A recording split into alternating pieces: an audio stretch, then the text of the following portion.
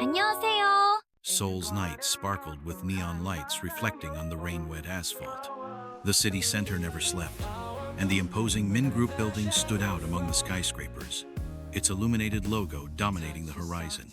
Kang Min-ho, the young and powerful CEO, strode through the luxurious company lobby with measured steps and an impassive gaze. His impeccable dark suit reinforced his aura of authority, and his presence demanded immediate respect. Yet, despite carrying his family's name like an empire on his shoulders, there was something in him that still felt trapped in a life not entirely his own.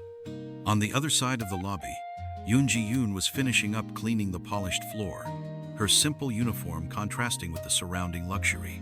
Her brown hair was tied up in a slightly messy bun, with a few loose strands falling over her sweaty face. Her tired eyes betrayed the long double shift between studies and work, yet there was still a spark in them, a reflection of hope. Her dream of studying business administration seemed distant, but she refused to give up. Then fate intervened. Min-ho, engrossed in reviewing a report on his tablet, took an inadvertent step into the area Ji-yoon had just cleaned. His foot slid on the wet floor, and for a moment, the billionaire lost his balance. The vision he always controlled so firmly blurred as he felt his body falter. Instinctively, Ji-yoon dropped her mop and reached out her arms to steady him. He managed to regain his footing in time, but not before leaning heavily on her shoulders. For a brief moment, the two were incredibly close.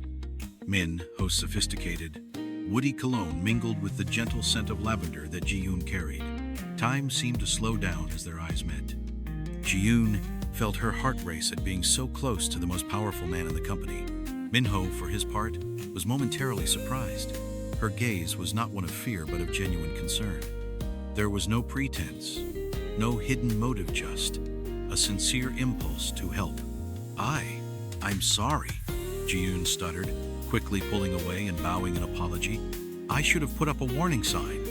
Min-ho blinked a few times, emerging from his brief daze. His expression soon returned to its usual cold and calculating demeanor. However, inside, he felt something unusual, a spark of curiosity. Are you all right? He asked, his voice deep and controlled. Ji-yoon was taken aback. No one from upper management ever addressed her, much less asked if she was okay. Yes, I'm fine, don't worry, sir. He nodded but lingered a second longer than necessary before walking away. Ji-yoon swallowed hard, sensing a strange tension in the air. The tension was broken when one of the directors hurried over. Mr. Kang, the board is waiting for you. Min-ho diverted his gaze from Ji-yoon and, regaining his usual composure, headed for the elevator without looking back. Yet something inside him remained unsettled. In the following days, Min-ho found himself distracted. Between meetings and negotiations, he kept recalling her expression, how her gaze was so sincere and free of malice. It was rare to encounter someone like that in his world. Ji-yoon, too, felt that something had changed. She tried to ignore it, but every time she stepped into the lobby, she remembered the feeling of Min-ho's gaze upon her. Even though they came from different worlds, fate seemed determined to cross their paths once again. The following days were a whirlwind of emotions for Ji-yoon. She did her best to avoid the lobby during the times when Min-ho usually passed by, but the memory of his intense gaze still lingered in her mind. Meanwhile, the CEO of Min Group found himself frequently distracted, scolding himself for thinking so much about a simple employee. One afternoon, while Ji-yoon was organizing cleaning supplies, she heard raised voices coming from the adjacent corridor. Curious, she moved closer and discreetly peered. Two suited men were arguing fiercely. I told you we couldn't close that contract without analyzing the risks, one of them said in an agitated tone. That's not up to you. If the CEO decides we proceed, there will be no further discussion. Min, whose name was mentioned several times, and Ji-yoon realized that something serious was unfolding. She wasn't sure what to do, but a bad feeling gripped her. Before she could retreat, a deep voice echoed down the corridor.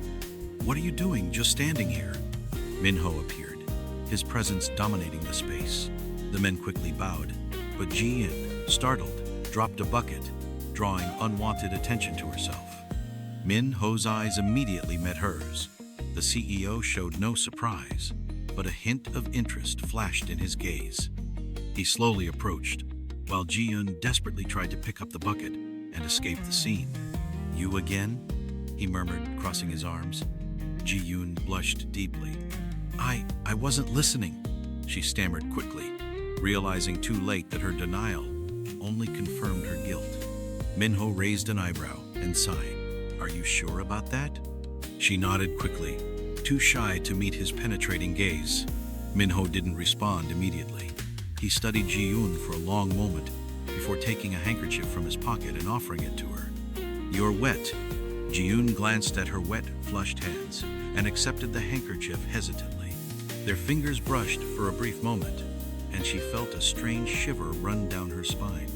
"If you don't want to be caught eavesdropping, be more discreet next time, Miss Yoon." Ji-yoon froze. Did he really know her name? Then, without another word, Minho turned and walked away, leaving her alone with her heart pounding and the lingering feeling that this encounter would not be the last. The Min Group building was in an uproar. Rumors had begun to circulate among the employees about CEO Kang Min-ho and the young cleaning staff member Yoon Ji-yoon. The glances that had once passed unnoticed were now the subject of hushed whispers and curious stares. Ji-yoon tried to ignore the gossip, but she knew it wasn't easy to go unnoticed in a world that didn't accept her. Up on the company's penthouse, Minho faced his own challenges. The board of directors had called an emergency meeting, making it clear that his demeanor should better reflect his status. His father, Kang Dae-jung, entered the room with an expression laden with disapproval. "Minho, I hope these rumors are unfounded," he said, crossing his arms. "A cleaning staff member? That is unacceptable." Minho maintained his cold expression, facing his father without hesitation. "My relationship with any employee does not interfere with the management of the company, father. No one has the right to dictate my personal life." The board exchanged glances, some uncomfortable, others clearly irritated. The vice president, a middle-aged man named Park Sundae-jae, cleared his throat before speaking. "Minho, we understand your position, but the image of the company is at stake. Your name is a direct reflection of Min Group." Minho snorted in disbelief. "If my competence as CEO is measured by my personal relationships, then perhaps we're focusing on what really doesn't matter." His father slammed his hand on the table. "That's enough, Minho. It's been decided. You will put an end to this absurdity now." Minho clenched his fists, restraining his anger, but he said nothing further at that moment. He knew he needed to act strategically. Later that night, Ji-yoon was walking along the street after her shift. The day had been unbearable, filled with judgmental stares from all sides. She felt crushed by the harsh reality surrounding her.